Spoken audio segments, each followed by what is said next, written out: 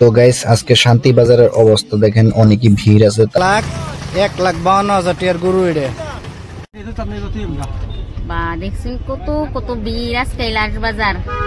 3 দিন আছে ঈদের, এই যে আজকে লাশ বাজার দেখুন।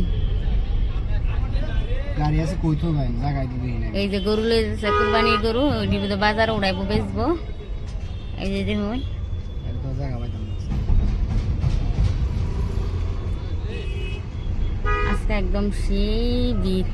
আজকে তো গাইস আজকে শান্তি বাজারের অবস্থা দেখেন, অনেকই ভিড় আছে। তারপরে আমি আছি নওগাঁও শান্তি বাজার, বরদোয়ার আগের বাজার, তারপরে বরদোয়ার একটু আগে শান্তি বাজার বলে কয়। তারপরে গাইস আজকে মানে ঈদের আর বেশি দিন নাই, 3 থেকে 4 দিন মতো আছে। তার কারণে আজকে শান্তি বাজার অনেকই ভিড় করছে, মানে এই জায়গা এত পরিমাণ গরু উঠছে তারপরে কোয়ার মতো নাই।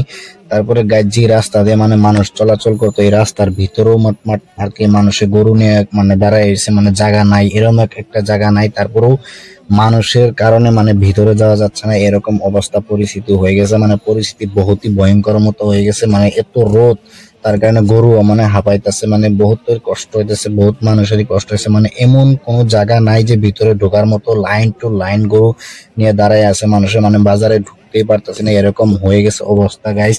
তারপরে গাইস দেখেন কোনো একটা জায়গা খালি নাই, তারপরে ফুল মানুষ, ফুল গরু, মানে গাড়ি চলা রাস্তাগুলাতে আর কি মানুষ বাজারে নিয়ে আয় বসে বসে গরু নিয়ে আসছে। তারপরে অনেকই মানুষ আছে, মানে কি বলবো গাইস, এখানে মহিষ আছে, মানে ছাগল আছে, এখানে সব আছে, বেড়া আছে এখানে। তারপরে গরু তারও বলাই নাই, আরো কিছু।